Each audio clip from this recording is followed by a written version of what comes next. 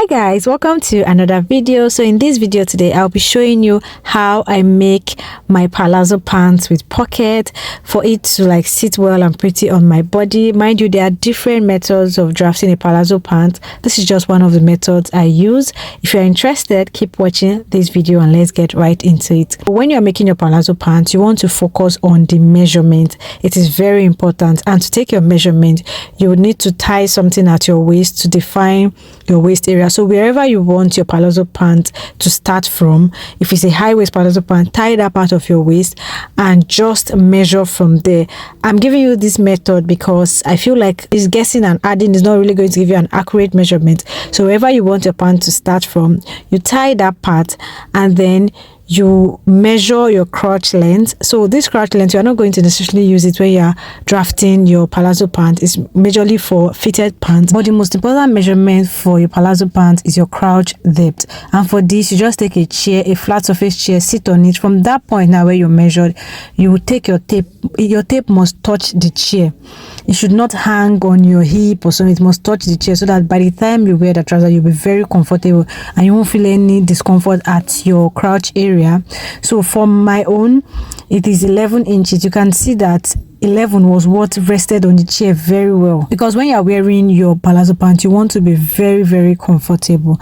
Now if you don't want a high waist palazzo pant like we are doing here, you are going to tie the part of your waist where you want that pant to start from. If you're the kind of person that you normally prefer a low waist pant, tie the lower part of your waist and take this measurement, and then don't forget to take the measurement for the length of the palazzo. I always tell people that the longer your palazzo is, the more beautiful it will be. So let that tape touch the floor when you are taking the measurement for the length of your palazzo trouser. Now moving on to drafting the pants itself, you need your paper, of course, and we're going to be drafting the front first. What you need to do is rule a straight line at the top of your paper, because you don't want to start your measurement from the edge of your paper. So rule a straight line at the top of your paper and then go ahead and take that 11 inches crouch depth measurement that we measured.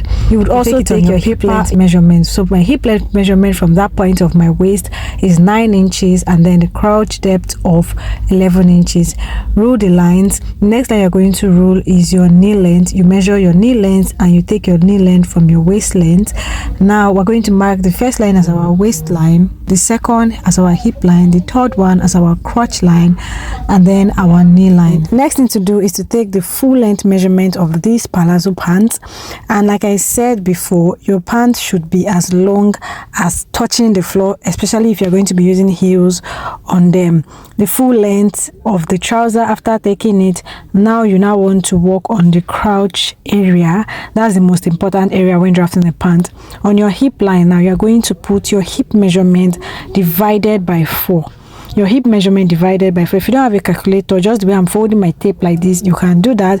You fold your tape into 2 and then you fold it into 2 again to get your hip measurement divided by 4. Whatever you get there, add half an inch to it.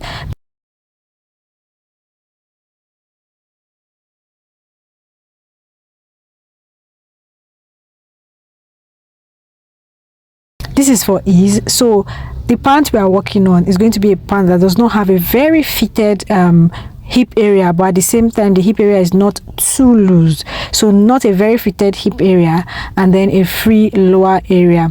So the same measurement you put on your hip part, which is your hip measurement divided by 4 plus half an inch, you're going to put that same measurement on your waistline and on your crotch line. Now the next thing for us to do now is to get our crotch extension.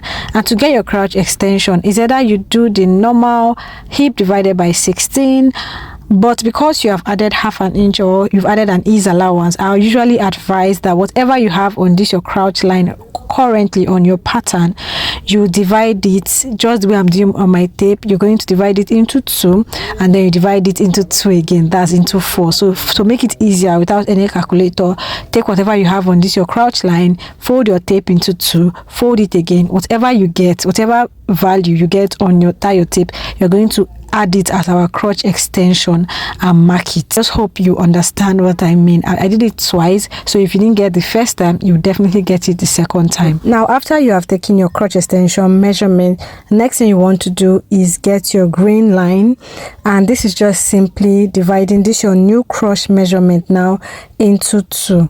So the midpoint of your crotch measurement, this line from the extension to the other point, the middle of it is where you use as your grain line, and you're going to carry that measurement and put it on your knee line. You're going to put it on your knee line, take the middle on your knee line, the same thing you did on the crotch line, and then connect these 2 points together. This is going to be your grain line, and the essence or the importance of grain line is to make sure you distribute your measurements evenly on both sides, so you will not have that case of where the length of your trouser, the seam is coming to the front or going towards the back. I don't know if you get what I mean. Now the next thing we're going to do now is to curve our crotch area, and to get this curve you just want to come up by 1 inch at this crotch area and then curve it to meet the waistline.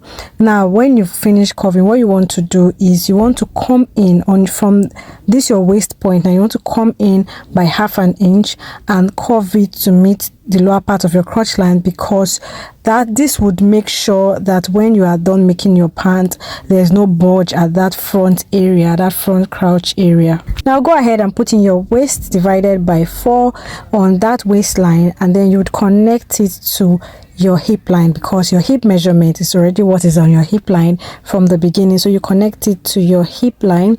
I would advise you use your hip curve, your slight hip curve. I don't have that. I misplaced my own, that's why I'm using the straight ruler. So use a slight hip curve so that you're going to have that curve effect on your hip area. Now the next thing we're going to do now is, you see that measurement we put on our knee line, the measurement we took from our crotch line and put on our knee line, we're still going to take that exact same measurement and put it on our full length line. That's the full length of the dress. You're going to put it on that line, and then you're going to mark the midpoint too and connect. So the reason why we are doing a grain line, I know most of the time for palazzo trousers you don't necessarily need to do a grain line because it's just straight, but this kind of palazzo trouser is not the type that is just going to be big at the lower part, and I want to show you how to be able to reduce the lower part if you don't want it to be too big.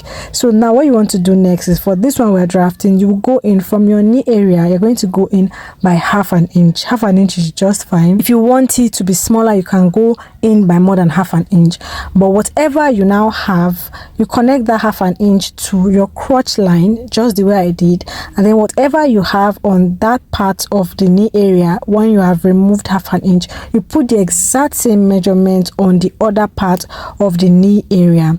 Then next thing you want to do is go to the full length now, and the same 1/2 inch you took in from the knee area, take it from the half length and then measure whatever you have there, put the exact same measurement on the other side of your pattern. Now you want to go ahead and mark somewhere close to that place so that you're just going to be able to see it clearly when you're connecting.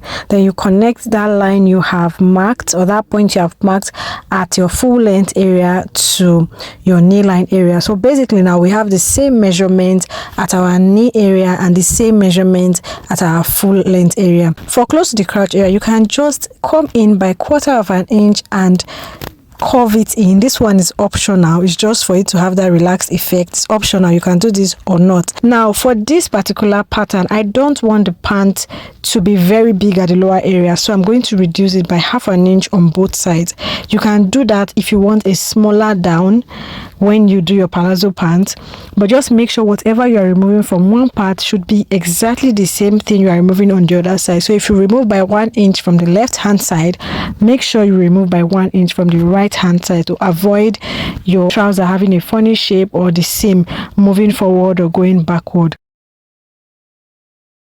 If you want your knee line area, your knee area to be smaller, just like we did for the lower part, you can come in by 1/2 inch and connect it to the crotch, then do the same for the lower part. I'm just trying to explain the dynamics of reducing of your palazzo pants from both your knee area and the lower part, so you can play around with it and reduce it as much as you want and see which look works for you. Now the next thing we want to do now is, from your waist area, we want to come down by 1/2 inch and slant it. You can use your slight curve or you can use your straight ruler.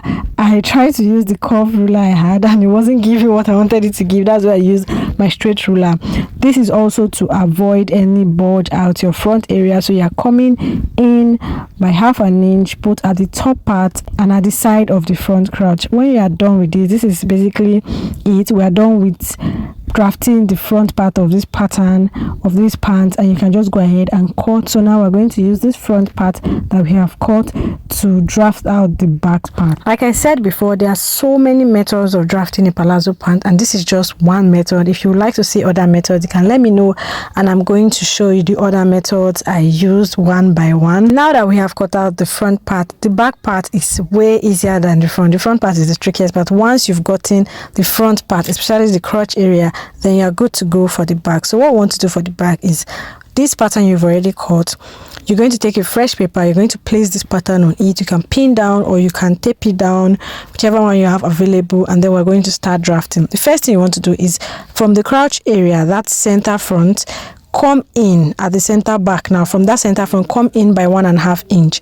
This 1.5 inch measurement is like a standard measurement for those that have smaller body size, but if you know you have like a bigger body size, you can make do with 2 inches. Now at that point where you came in by, you want to come up by 1.5 inches. I know I use 1 inch here, but that is because it works perfectly for me. You can practicalize and know what works for you, but for my clients, I normally come up by 1.5 inch. That's so that when you sit down, your your butt can be relaxed well without the back of your trouser going down.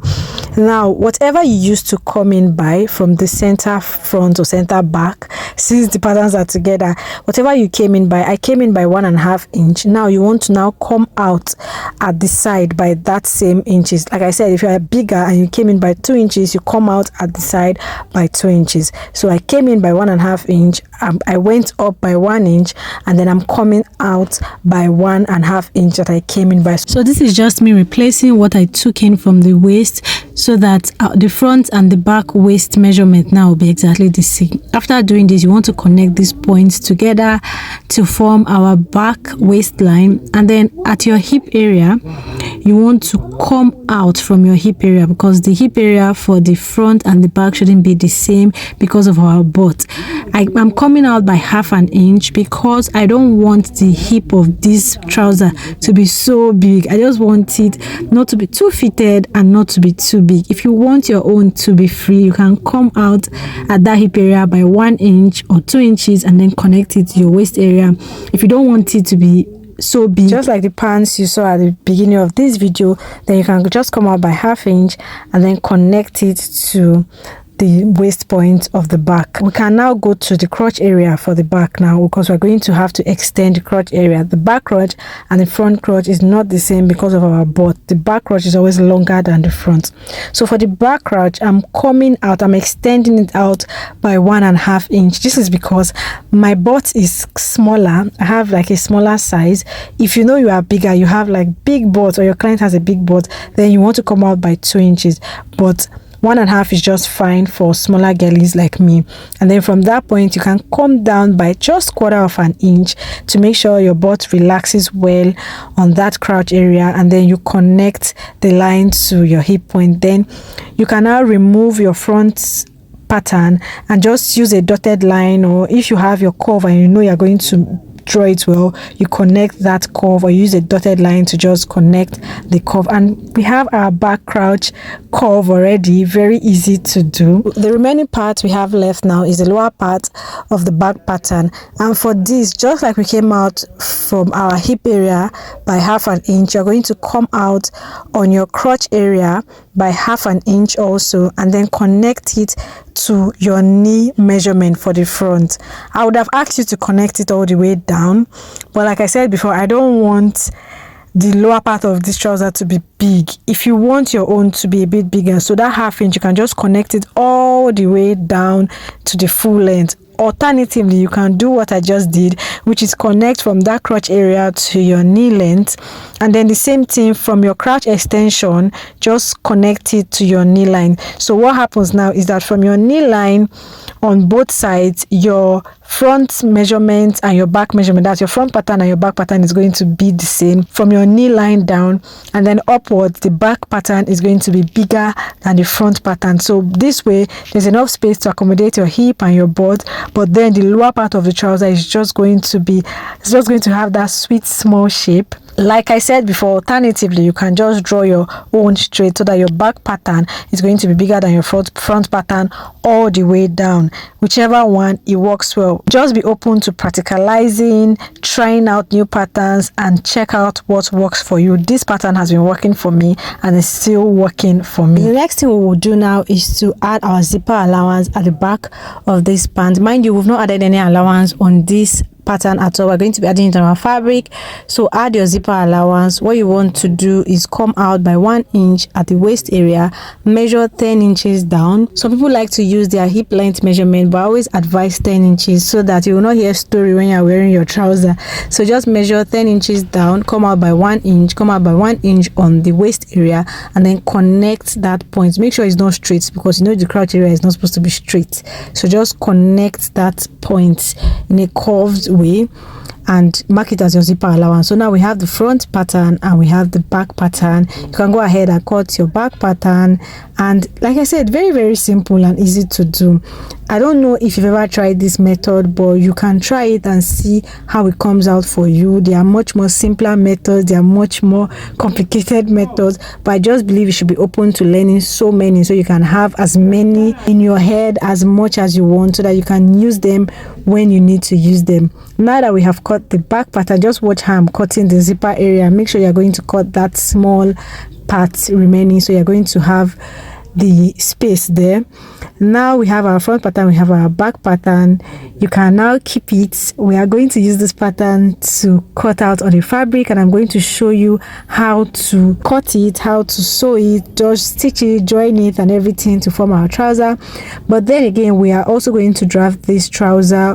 When we are going to sew this trouser, we're going to sew it with a pocket. So let me show you how to draft the pocket real quick, so you can just have it at the back of your mind before we make the outfit. So before you draft your pocket, if you are going to use a band, if you're going to put a band on your trouser, make sure you measure out the inches of the band you want to put first. I'm putting 1 inch band, so I'm measuring the inches of the band because it's going to affect the length of the pocket. So now from that inches of the band you've measured, measure out 7 inches. 7 inches is just perfect for pocket, and then you can come in by 1.5 inch. 1.5 inch is fine. If you want your pocket to show very well, you can do 2 inches, but 1.5 inch is just perfect. So 1.5 inch, come in by 1.5 inch, and then come down by 7 inches. That's like the perfect pocket measurement. Your hand is going to go in easily and things like that. So when you are done, just join those 2 points together and cut it out.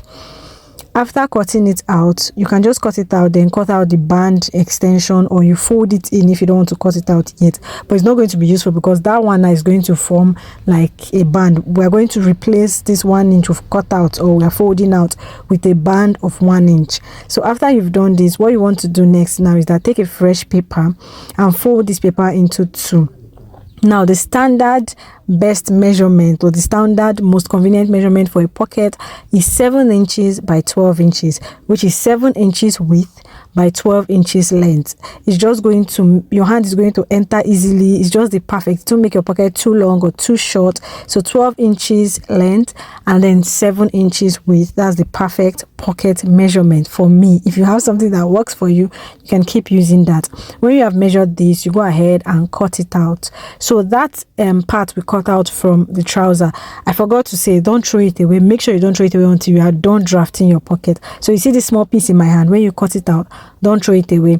So the pocket now that we've cut, put it under the front pattern, just like I'm doing. Make sure the folded area is inside and then the open area is the one at the side. So pin it down or tape it down, whichever one you have available. And the pocket now has 2 flaps.